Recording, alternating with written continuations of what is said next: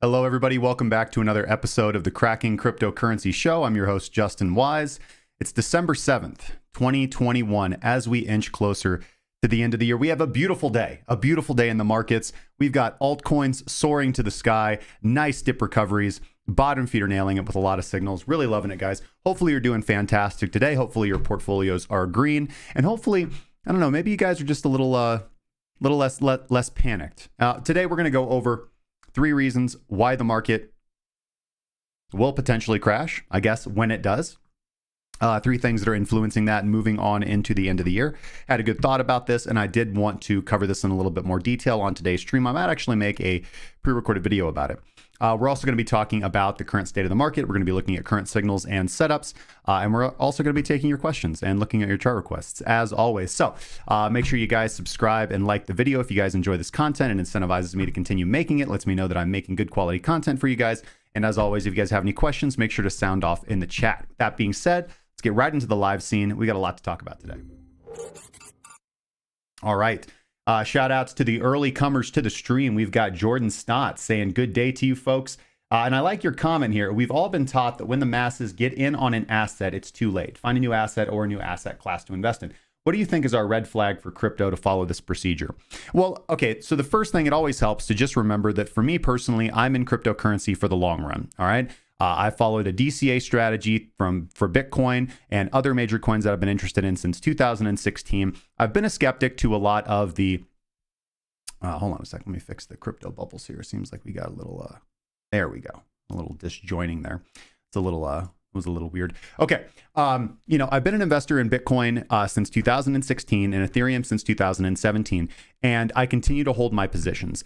When the market dips, I buy more. When the market crashes, I back the truck up. Now, cryptocurrency is not my only source of income. I also work. Obviously, I do Cracking Cryptocurrency. I also trade. And all the excess money that I have goes into the market. And I'm in this for the long haul. I was having a good conversation with my friend Ben the other day, and we were having a conversation over, like, should we sell some of this BTC? Should we not sell some of this BTC? And he made a comment, and coming from somebody who doesn't trade, he made a comment that, since we've been involved in Bitcoin, it has gone up. Right? So what is it likely going to continue to do in the future? It's going to go up. Now, as far as your comment about the fear and greed market cycle or the retail euphoria market cycle, that is absolutely true. Typically, common wisdom is going to point to the fact that when a market becomes oversaturated with retail participants, likely all the dumb money is done being spent. That dumb money is run out of money to spend, or it's getting very close. Now, timing the market is extremely difficult. Actually timing all of the swings and peaks, that's not what I do. That's not how I trade. I don't try to time the market. I've found that has largely led to losses, in my opinion, in my experience. What has worked consistently is investing in things that I believe in and holding those things through the good and through the bad. And by investing only in things that I believe in and understand, that gives me the courage and the ability to ignore price for the most part for my long-term investments and simply focus on the quality of the project and increasing my position when the market's undervalued, i.e. when I see big red candles, I get excited to buy. And that strategy has worked well for me for 5 years. When it comes to trading as well, I also follow a similar strategy. I don't really care what the market's doing. I take the time to develop an objective technical strategy ahead of time. I back test that, I forward test it, and then I deploy it into the market with live capital. There's many different ways to do this. Of course, we have multiple courses on how to do this on the website. But essentially, in the past, I've been so I am typically a back tester, right? Which means I like to focus on historical data. I like to focus on how my strategy performs in the past.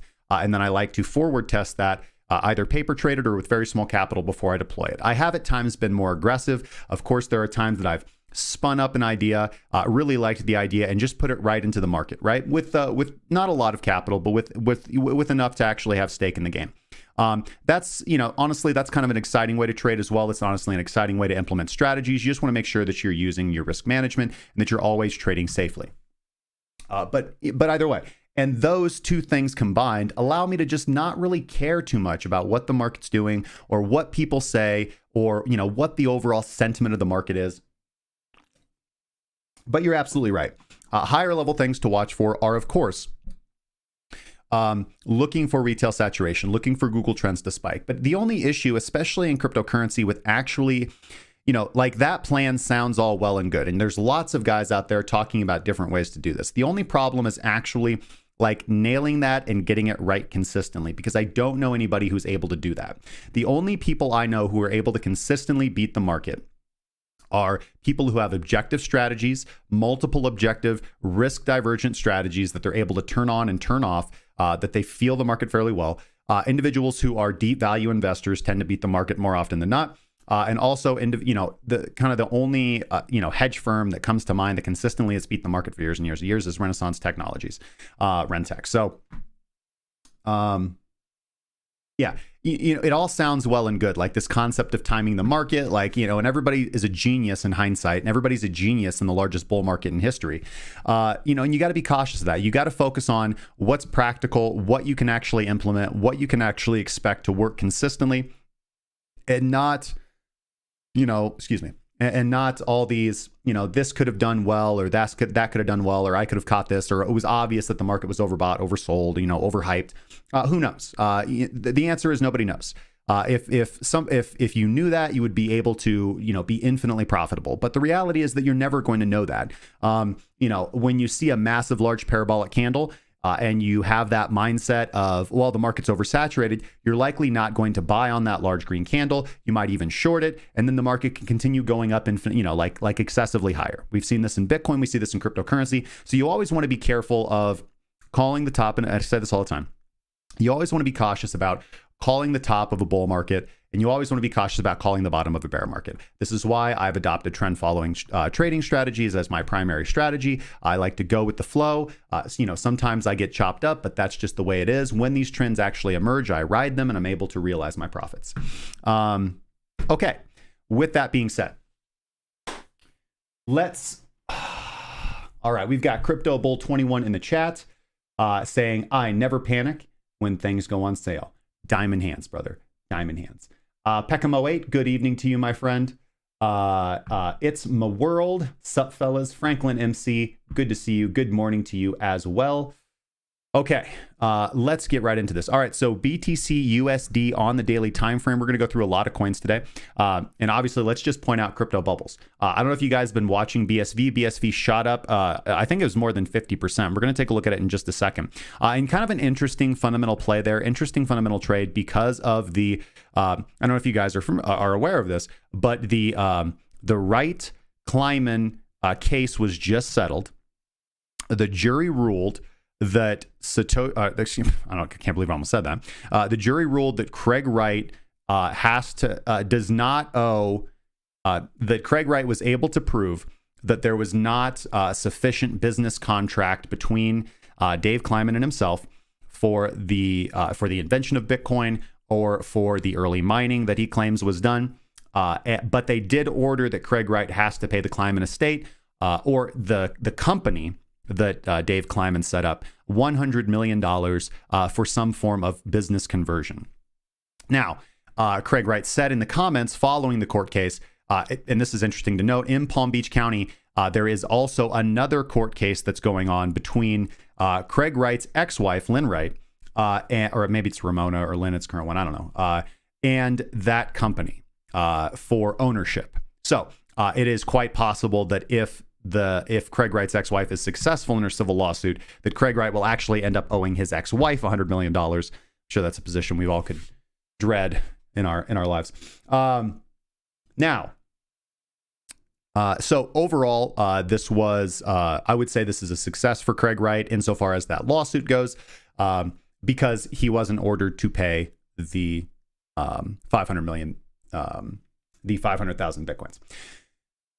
Just the $100 million for the conversion, which was completely unrelated. Now, keep in mind, this is very, very important to note. And just the thing that I always go back to, Craig Wright has never been able to definitively prove that he has access to the private keys that he claims to have, right? There are many conspiracy theories around this. The main one is that Craig Wright has the hard drives from, so the theory goes that and I think this has been disproved now, But one conspiracy theory goes that Dave Kleiman was Satoshi Nakamoto, or was instrumental in being or was instrumental or a part of who whatever was Satoshi Nakamoto in creating Bitcoin, that he did do early mining, and that the hard drives that Dave Kleiman had that contain the private keys, Craig Wright has stolen, and that's what a large function of N-chain does, is attempting to algorithmically break those.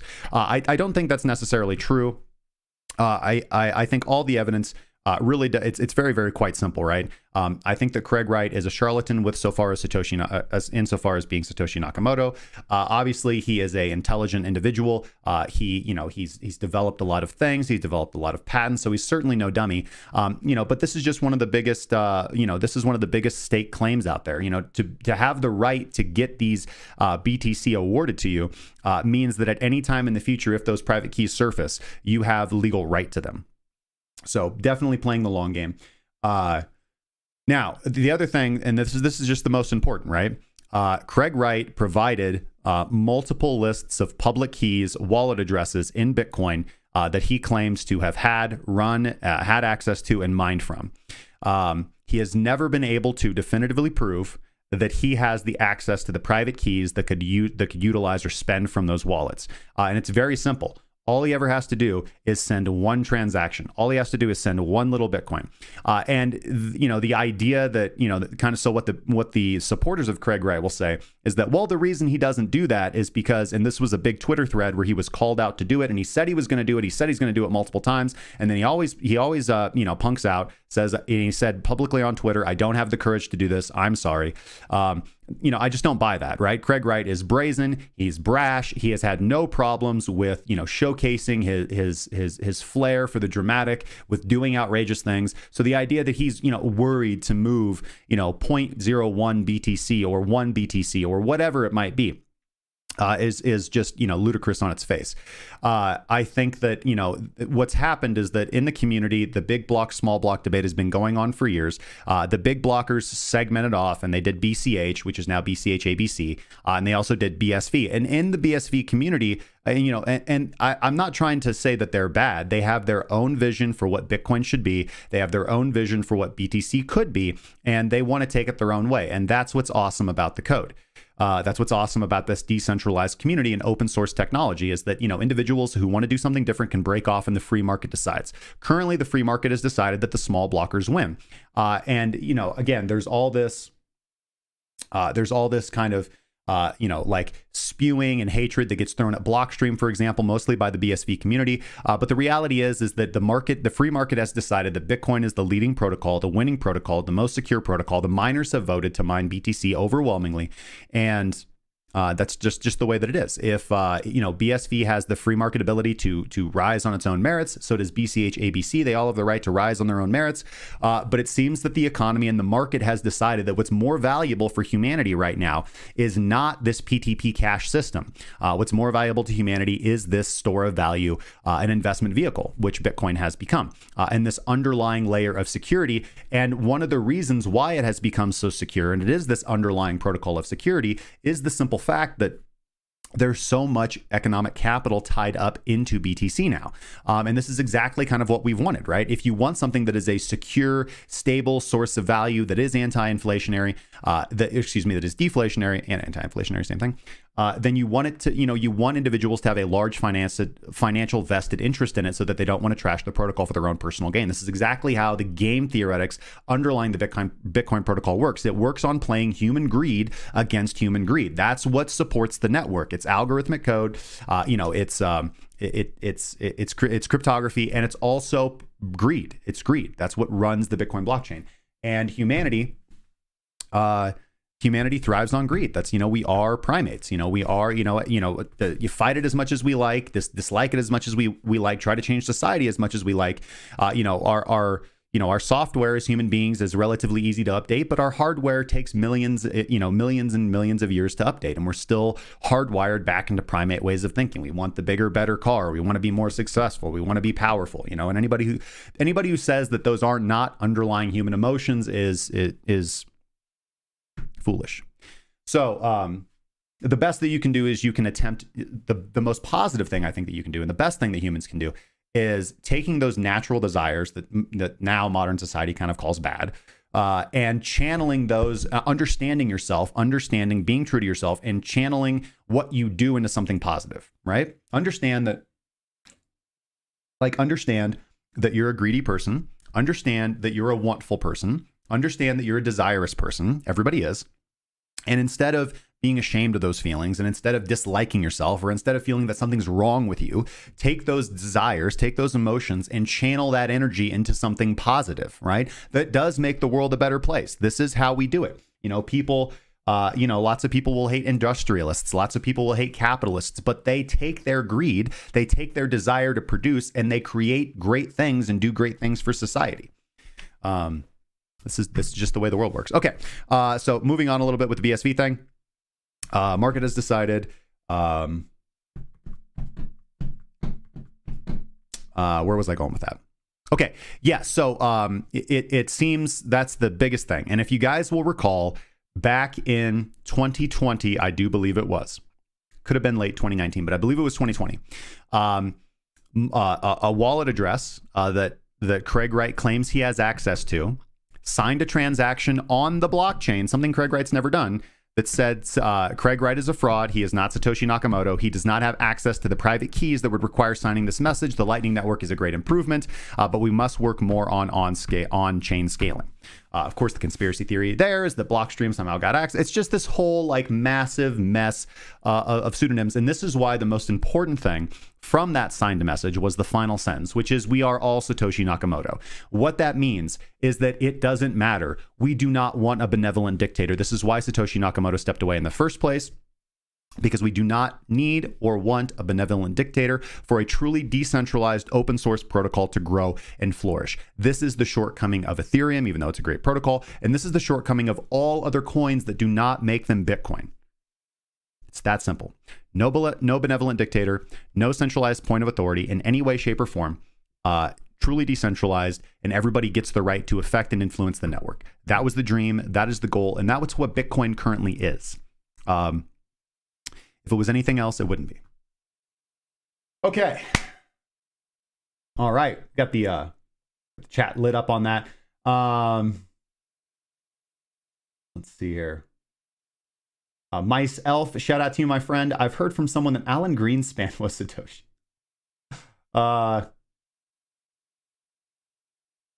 Yeah, Moonshine Fuel, I agree with you, saying he might be doing this just to stake claim maybe and have some type of legal precedence. I do think that this is definitely likely. We've got Right on Rice. Hey, Aaron Webb, good to see you, my friend. Okay, so that was our opening rant on BTC and Satoshi Nakamoto. Let's get to the charts, look at Bitcoin, look at the rest of the market, and see what we've got going on. As far as Bitcoin goes, remember, we are still underneath the daily baseline. So the only long signals we're going to be taking here are going to be on the bottom feeder signal. Bottom feeder signals mutating a little bit throughout the day. We were previously looking at a take profit target in the 53,000s. We are currently getting a bottom feeder signal all the way up to 54,913. What this means is that if you have been buying on the daily close over the last 3 days, so we have now 3 consecutive bottom feeder buys, right? So that's a 3x position. We are looking, you want to make sure that you modify your take profit target for the last target. So at today's daily close, if and when you take your 4th buy-in, putting you at a 4x position, not 4x, 4x. You'd be looking up to 54,894 for the take profit target on that. Overall, what do we see here from the kind of the candlesticks? What do we see from the indicators? Let's pop this out. Again, looking at our momentum oscillator, Minx is about to curl over. We did tap that oversold threshold, giving us a good indication that price dumped significant, giving a good indication that this is a likely oversold and overexhausted point of the market. Keep in mind, though, we talked about this yesterday. Whenever our momentum oscillators are coming out of a period of low consolidation and then there's a large movement, we kind of want to be a little wary of this signal, which is why I'm not utilizing this as kind of a long-term trading buy-in. Now, for the long-term investors out there, I absolutely buy the dip. I would buy any 20% correction in any cryptocurrency that I significantly believed in. We have not reset our trending indicators, so we're going to have to get above 55,000 again. Probably about 55,000. We need to get up to that level, consolidate, and then continue to push up. Remember, this is likely going to happen very quickly if and when it does happen. I would be a little wary of sideways consolidation at this moment. Because sideways consolidation usually leads to continued downside. There are a few exceptions. Of course, we are in technically a bull market. Even following this large, massive correction down, the weekly trends haven't shifted to the downside. Neither, of course, have the monthlies. That's going to take a little bit of time, and you are going to miss out on alpha. Just kind of the one thing I wanted to point out is this maneuver right here, right? So the last time we had, so this is back in May when we had this 50% drop, and we consolidated down here for 2 months, right? There was a good amount of volatility, but we consolidated down here for 2 months, and then it was again this nice, beautiful pattern that we love to see out of BTC. This beautiful stair stepping up, crossing above the baseline. We have a good trade from there, pull back, and then a good entry for the second. For the really big leg of the run. Okay, so you kind of want to avoid this unless you really see it happen. And you can see it's quite different, right? Look at the wicks. If we zoom in on here, on the green candles that are moving up, right? This, for example, a lot of wicks, small candle body sizes. In this particular area, we have, a lot of red dojis in between the green candles. Same over here. We have green dojis going up. Let's take off the baseline color bars so I don't confuse you guys. That way you can see the actual color of the candles. And yeah, just lots of intermittent, kind of choppy, red, green, Christmas tree looking stuff. This is the only one where I'd say the candles look decent. And, again, you're going to have your fake outs in any kind of the market. But the rest of the examples that I showed you were pretty clear. And you can see the difference in this area of the market, right? We do have some dojis in here, but we're moving up strongly to the baseline. And this is really the good signal. When we cross and close above the baseline, we get that rising momentum. We get the green volume bar. We get minks moving above zero. And that lets us know that we're moving into a new trending area of the market, or that we have a high probability to. There is a pullback following that. And guess what? Bottom feeder catches it beautifully. Just absolutely great. Bottom feeder catches this uprise, which just puts us sideways for a while. And then bottom feeder catches this dip and this dip and this dip as well. And also catches the breakout, which I really like. So bottom feeder is catching this bottom as well. But again, we only want to be taking price up to about 55,000, currently 54,982. We need to see how the daily candle closes. And then again, I think the smartest play is going to be looking for that reversal baseline rejection and re-entering into primary shorts. Okay.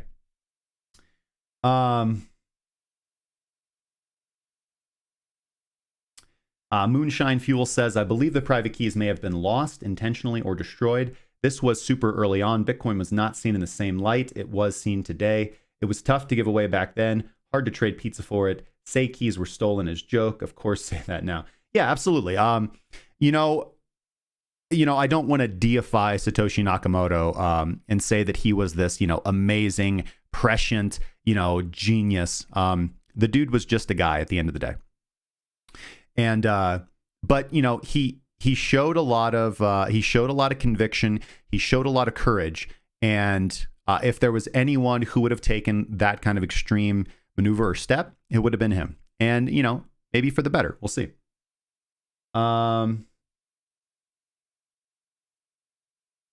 Andrew Munn says, you must have changed your coffee grounds today.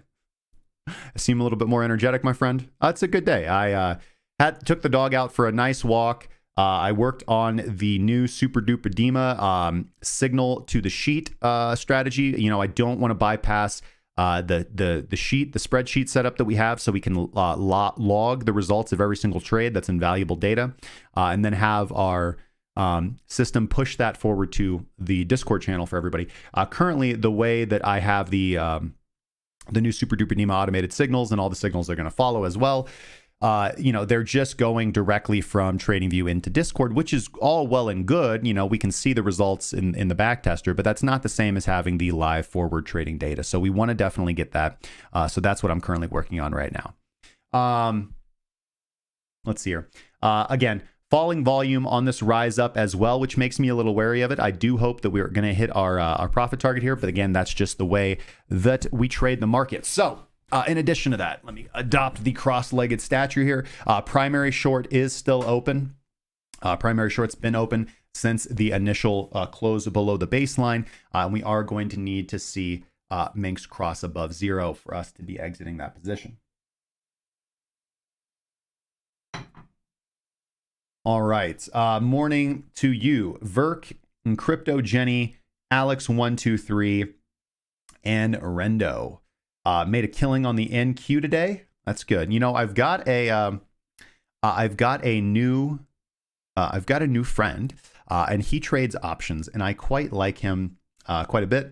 And he's been making money on kind of those traditional plays. So it's been fun. Like, while I've been focusing more on cryptocurrency lately, to hear him talking about the traditional markets. Haven't gotten him into Forex yet, but I hope that's the next step that he takes.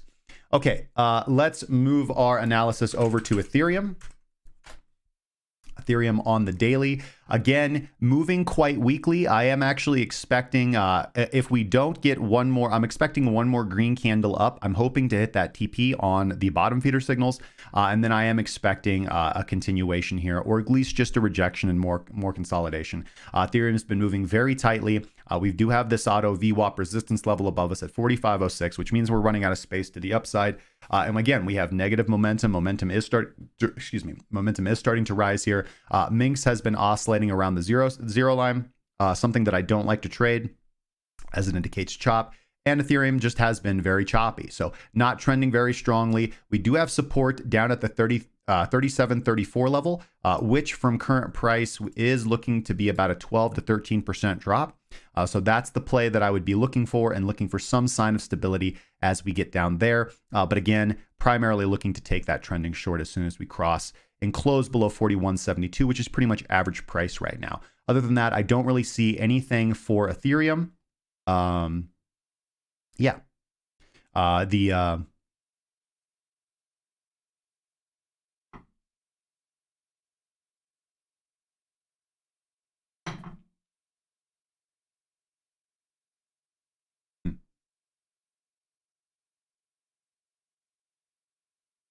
Indeed, guys, crypto is here to stay.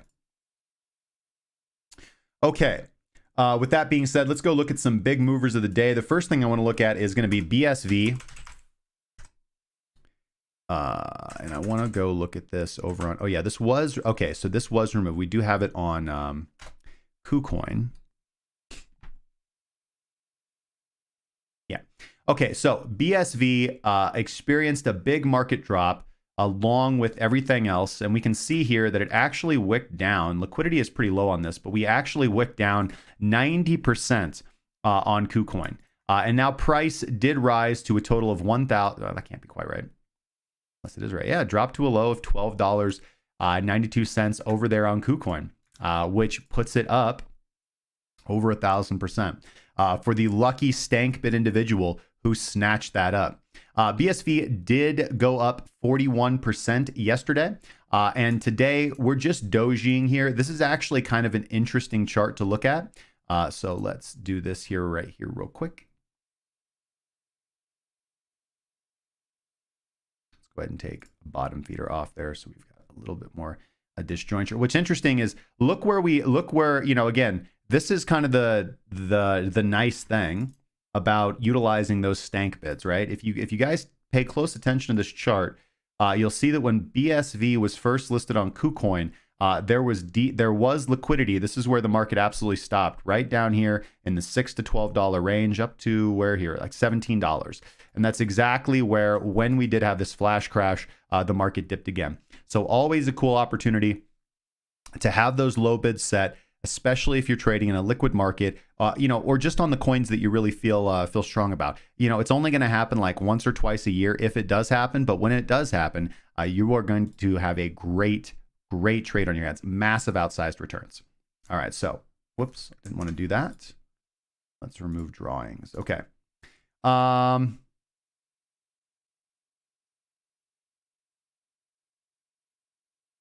Okay. So